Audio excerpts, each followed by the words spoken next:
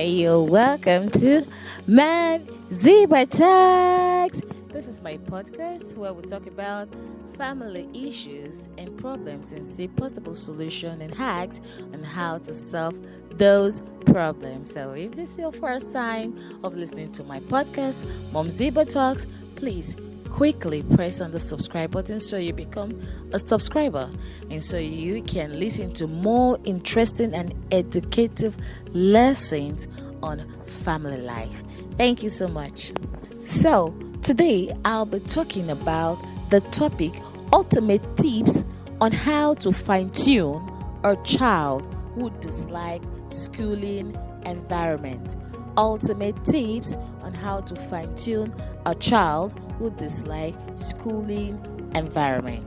This podcast and content is especially very important for children development.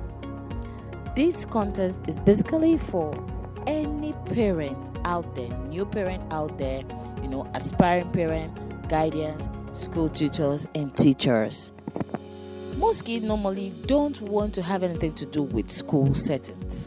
Some of them frowns at it and anything school work. They don't want anything school work to be identified with them.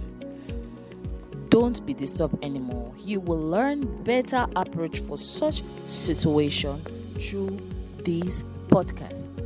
You can also follow me on my YouTube channel at MUMZIBAH Talks, where we discuss about also family issues and better solutions on how to handle most issues that happen both locally and globally in our families. Thank you. If you are new to this channel, don't forget to give me a thumbs up. If you're new to this podcast, don't forget to give me a thumbs up. Thank you so much. For new parents who are experiencing this, it may look so frustrating. It is normal for kids to cry, especially when you take them to a new school for the first time, okay, or maybe restrict from people.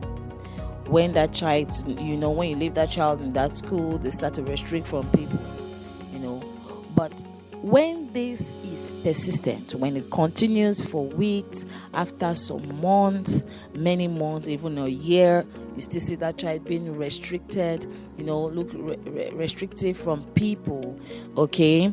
Yeah, it is a time for you to take an action. There is a need, okay, for action to be taken. Or if the child stays away from school activities or goes to a friend's house during school period to stay or hates reading, come on, let's try this out. Number one, what are the ultimate tips I'll be talking about that I'll be giving to you today? Number one, have a one-on-one discussion or time with your young. Okay, have a one-on-one discussion on time with your young. So what do I mean by this? This is a section where we call it diagnosis. There's a time where you have to talk with your child. There's a time where you have to ask your child some one-on-one questions like, why are you having fear for school? Why don't you like to identify with school things or schoolwork? Why do you have hatred for school activities? It is true that beating might be the first option to many parents, the first option and the fastest option that they want to, implement, to do. But parents, it is never the best option most times. A parable says, you can force a horse to the stream, but you cannot force it to take a sip of the water. Many parents beat their kids, and at the end, some performance that happens through those children, that performance are so poor. Okay, why for some children it works, for some parents it works because their children comes out maybe with something very good. You must also remember that children differs, people differs.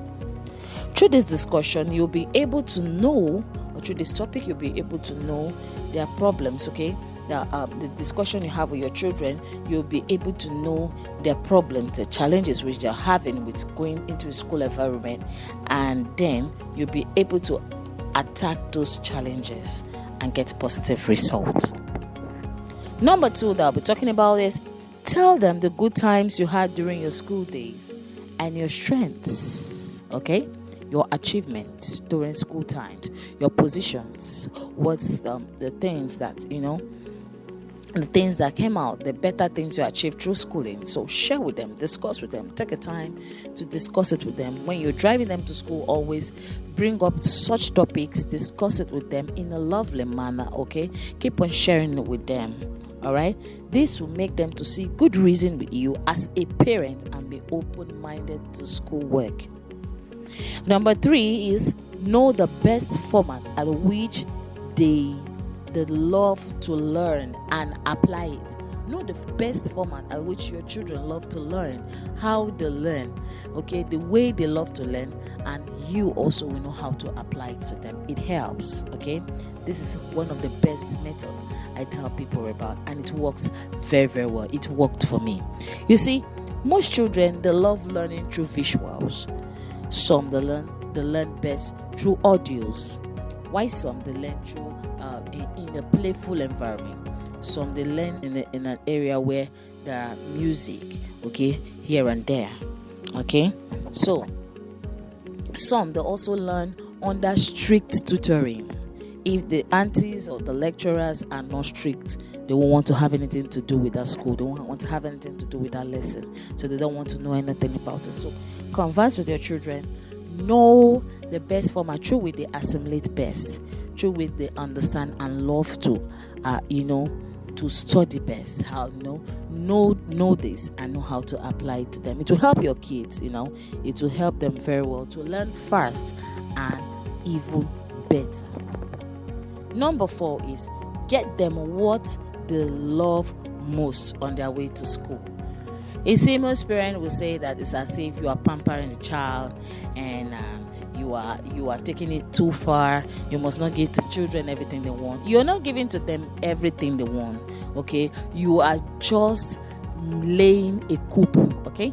You are just laying a coop on how to get a particular thing, on how to get the best out of them. That is what every parent wants for their children, isn't it? Of course it is.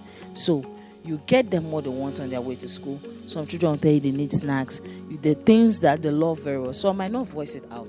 You just know what they love. Or you promise them, I'm going to take you to so place. If only you could go to school, just go to school. Focus on whatever you are doing in school.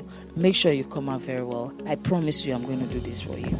This will make the children instigate them to want to love school environment, to want to learn more. Okay? And another one is know your child. Know your child. Okay? Know what your child really loves doing more. Your child may love to do business. You may see a child that maybe after primary school, secondary school, primary school, you just decide not to have anything to do with school anymore and love to stay in an environment where they are doing business, or stay in an environment where they are doing craft, or stay in an environment where they are doing sports, or where they are doing tailoring, or love doing music. Right from time is always intrigued by music, so and does very well in those apartments. Just know your child. Know what that child is good at. It's not everybody that must go to school. Yes, it's good we go to school because we want to be learned, but we can also learn through the phone. We can also learn through getting many, through even parents just teaching us and many other things, but there are some children who maybe they have learned how to spell their ABCs and 1, 2, 3s, and they have learned how to put sentences together to make a meaning also, and you see they just say, I don't want to go to school anymore, or I don't love school environment, or I'm not looking good in it, I don't want to. I know of a brother of mine, he after his secondary school, he told us that at JSS3, he says that he doesn't want to go to school, and he doesn't love anything about schoolwork and school activities, anything about school. And then before you know what was happening, we allowed him, and he started learning how to drive and how to do block work, how to mold bricks and all those things. and today is earning well. He's driving for big hotels.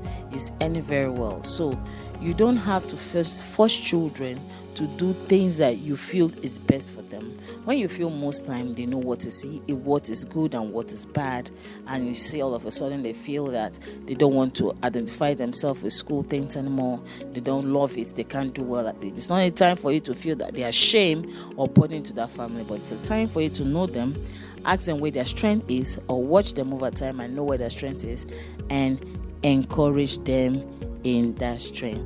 Thank you so much for listening to this podcast. I know that you enjoyed it as well as I did. I want you to follow me also on my YouTube channel at MUMZIBAH Talks, where we see different issues that affect the family locally and globally, relationship with also the society to the family, and also we see possible hacks and solution on how to solve those problems. Thank you so much for joining me. I know you love this podcast. Do subscribe to my podcast, MUMZIBAH Talks. We'll be hearing more interesting and educative session on how to help family life even better. Remember, every nation started from a family. Thank you so much for joining me. Till next time, I am MUMZIBAH. Thank you so much. Bye now, and see you next.